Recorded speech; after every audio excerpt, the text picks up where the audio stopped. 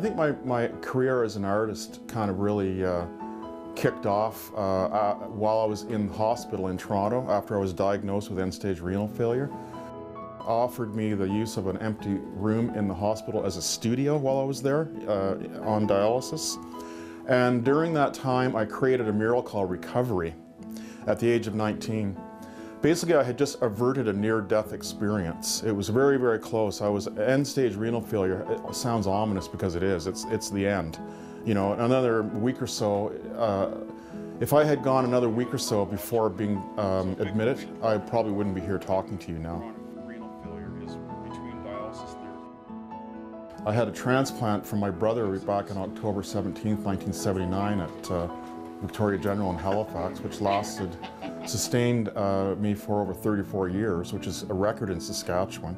And that mural really was kind of my first foray into monumental mural painting, and it was donated to the hospital in Toronto. It's still there now. Kidney transplant donors and recipients site, which after 2 years has 10,949 members from all over the world.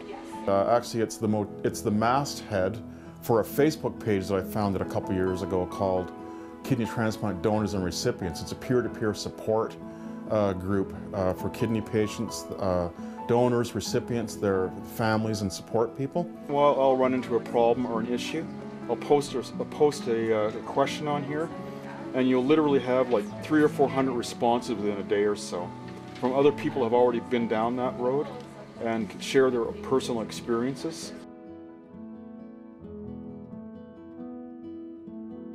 I paint what I would like to see in the world, or I paint what I see, kind of both, they're interchangeable. This guy was the epitome of cool in Halifax. I'm not sure how fashions have changed and evolved over the years, but I tell you, at that moment in history, he was like really, really cool. And he agreed to pose for me for this painting. You know, it's pretty tempting almost to focus on bad things and you know, have a little bit of a cynical attitude, be jaded, you know, make sure they're kind of like dark and you know, those are the types of things that kind of tend to be predominant in a lot of contemporary art, I'm finding. But in my case, I don't know, I've just seen so much of that I don't really want to recreate it in my paintings, so I tend to veer more towards the light side of life and, you know, more cheerful subject and, you know, kind of like the humans at their best, because it just, for me, that helps to, you know, just stay optimistic and kind of lighthearted and carry on with life in that type of, with that type of a fairly upbeat attitude. I guess the question of this painting is, what lies beyond the huge archways? Let's send an emissary in to find out, and he'll get back to us. I think even after all these years of mural painting, it's still really exciting because, you know, when you work on a large-scale mural, you have the opportunity as an artist to be almost a theater director, a choreographer, a set designer, and a makeup artist all at the same time, because the large mural offers the viewer really the kind of like the visceral opportunity to kind of mentally walk into the whole image, because it can just be so huge. One of the huge highlights in working on this mural was that I had my lovely daughter Ilara working on it as my mural painting apprentice, and she actually was responsible for painting the Tree of Life here at the base of the mural. The whole mural emanates out of the base of this Tree of Life.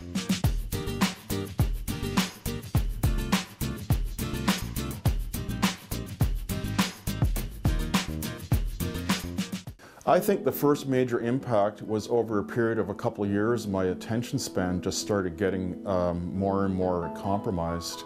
And I mean, I guess I can't really track a deterioration in the paintings because of my fogginess, but what I can track is a slowing down just because I just didn't feel like I had the focus to really zoom in on the details and stuff. So I just sort of kind of like slacked off in painting, and then I started getting more and more interested in writing.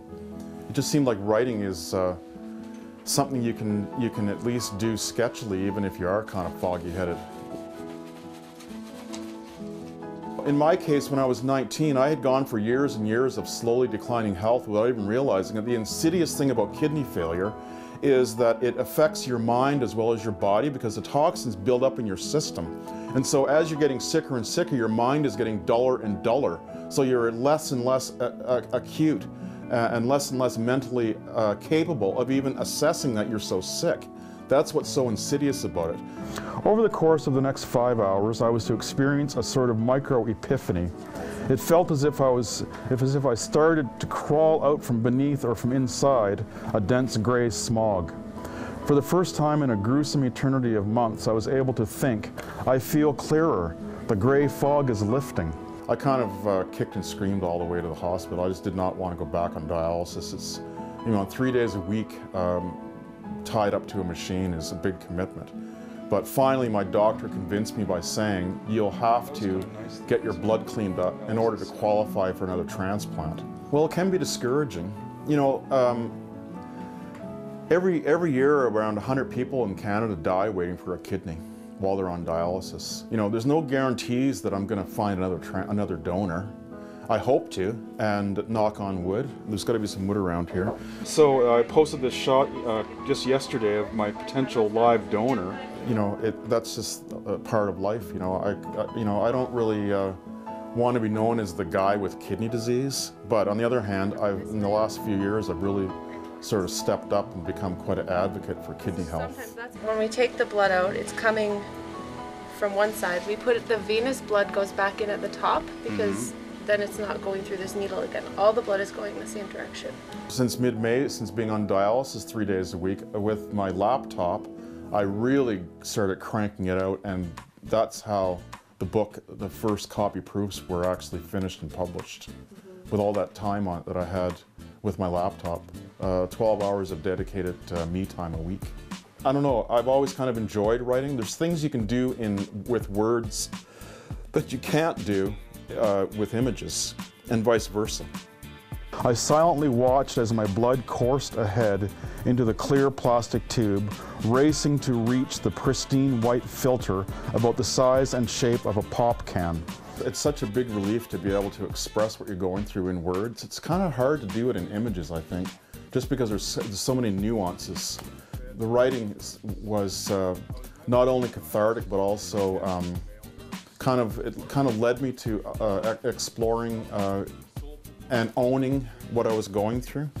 Now that I was doing so well with my dialysis therapy and continued to keep my fluid and toxin levels relatively stabilized, I felt that I could have a modest serving of ketchup with the meal that I was preparing.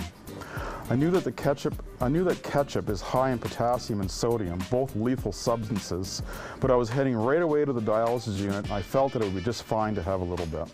Experience had taught me that squeezing ketchup out of a bottle got nothing but a splash of clear fluid, so I thought it'd be clever and give the bottle a nice shake to ensure that this wouldn't happen. I shook the bottle fairly vigorously, and all in a moment the cap sprang off, and I succeeded in spraying a good portion of the contents in a messy, dripping filigree all across the nice clean ceiling, walls, and furniture in the kitchen. What a mess, I muttered out loud with no embarrassment. I grumbled at the stupidity of the situation. I think what I want to get across in this story is that a typical, everyday, ordinary guy like me can be really dramatically impacted by something like kidney disease, but not so much that it stops me dead in my tracks and I sort of surrender. But really, you sort of have to kind of keep your eyes on the prize and just keep your faith and keep believing that there is that special person out there who's willing to donate. If you have program ideas that you'd like to see on Max TV Local On Demand, write us at max.local@sasktel.com. Max TV programming is now available on Max TV on the Go at maxtvonthego.sastel.com.